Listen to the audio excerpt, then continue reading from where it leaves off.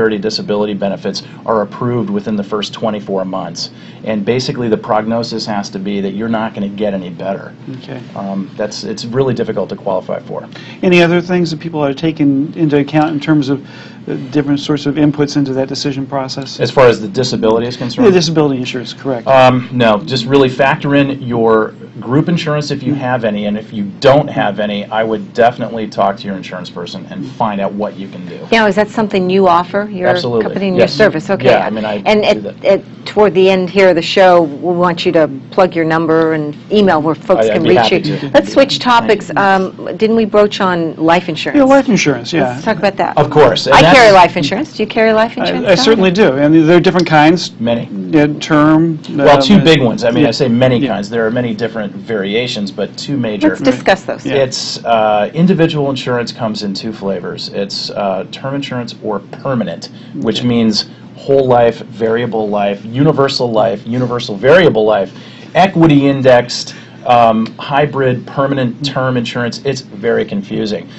The easiest thing to do, generally speaking, I don't like rules of thumb because every case is different. However, if you have a new homeowner, someone, let's say, trying to take advantage of the $8,000 credit that the Obama administration has pushed through and now is available, if you have somebody who's a first-time home buyer and has never done anything like this, it's a huge purchase and they're inundated with expenses. But the main thing that they need to do is homeowners insurance, disability we talked about, life insurance. It's really, life insurance is for, it's a cliche and it's part of an advertising campaign from the industry, but life insurance is for those you leave behind. It's not for you, it's for somebody else. Okay. And so, mortgages these days, Todd, I don't think they require you to purchase life insurance. No, they don't. Okay, but it's a good idea to have the insurance in case something bad happens to you. Many of us are concerned. If something happens to me, what happens to my family? How is my family Well, taken and at care least of? interimly, maybe not Yes. permanently Well, they're handled, but there's that period of time that bills need to get paid off and, Right. and some readjustments to the And family's lifestyle. Suppose you have a single income earning family. I'm just going to generalize. Let's say it's the husband who works, generates an income, two small kids at home, and the wife, has left the workforce. Right. Maybe she's had some specific training, software, doing fine, but has chosen to stay home with the kids. What happens to the family after the breadwinner's gone? And if you think about life insurance, it's just basically a block of capital that replaces us as workers to generate the income. A great place to start, a lot of people say, well, how much should I buy? That was my question. Do I What's need, the formula? What's the magic formula? If you look at certain consumer magazines, they'll automatically come up and say, oh, you have to have 6 to 8 times your annual income. Okay. Well, that's a good starting goodness. place. Well, oh my goodness, it either may or may not be enough. That family that, where the wage earner is now out of the picture, 2 young kids left, and a spouse, let's say that, she hasn't had time to keep up her skills. She's an HR person and she's not current, she'd have to go back to school. They have to pay for daycare. I mean, there's an ongoing need for income, and it's not just paying off the mortgage. And perhaps, actually, if you run the numbers, paying off that mortgage might not be the best financial decision to make because you lose your tax deductions. Right. The home interest deduction brings up a lot of tax deductions with it. All the $30 and $40 memberships to KQED or the public radio, etc. And you would forego a lot of those itemized deductions.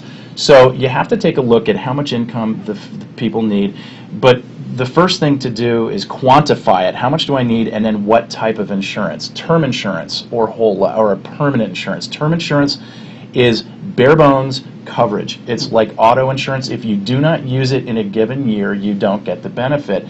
Therefore, it is much less expensive. It's always going to be less expensive initially. It used to be that the premiums, they're called, the payments that you make to the insurance company are called premiums. The premiums would go up every single year. That was called an annual renewable term insurance policy.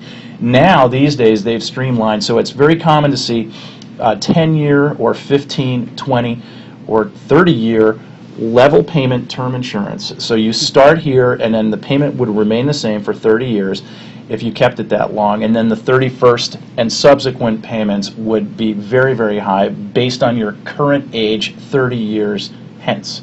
So you have to look at how long you want the insurance for in order to answer what type of insurance am I going to get. A very good way to figure out how much insurance you need is to do a web search. You can go to my website or any others. There are calculators you can do, you can find. Quicken, if you use Quicken, they have calculators on life insurance. Find out how much that block of capital needs to be, and then price term insurance. Okay, if you have a relationship with an existing insurance agent or broker, that's a good place to start for education. I think that if you're just squeezing into the first home and you don't know what your expenses are going to be, because I mean, I can tell you, even if you buy a move-in ready, I think that's the term, move-in ready, great curb appeal, park-like setting home. I read a little. They all are like that. Yeah, exactly. You move into one of those places, but there are always going to be expenses. Yeah. You know, something unanticipated. So get the insurance you need. Buy my general advice is get term insurance in place.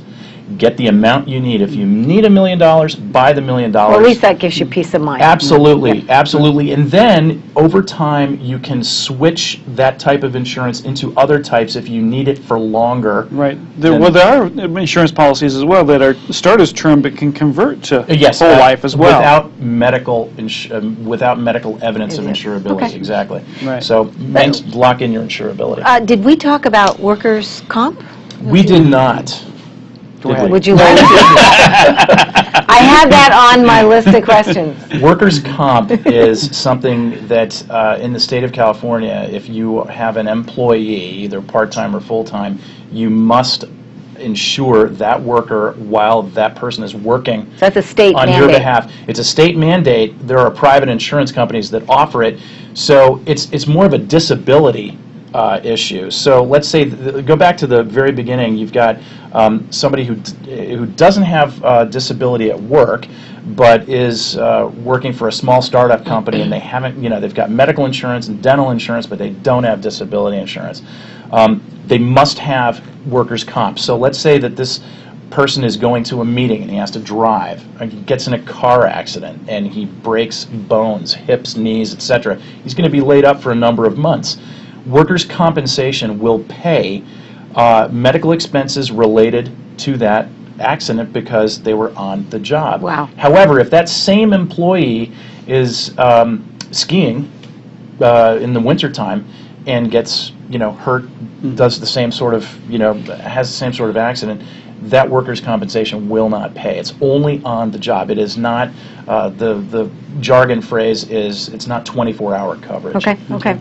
Great. Insurance is a real complicated, and lots of different questions come up for folks, and I'm sure people get all sorts of offers as well. The phone rings or through the mail or whatever. Yeah. Do you have some tips for folks, the things that they ought to be asking as they look at insurance offers that come their way? Sure. You're seeing a lot fewer unsolicited phone calls, which are called cold calls, right. Because they have the do not call list now. So that has been very good for consumers. It's also been good for the industry, frankly. People purchase insurance through relationships typically. It's like you said, it can be very complicated. If you know someone, that's the best way to do it. I would be reluctant to answer a phone call and purchase something, sight unseen.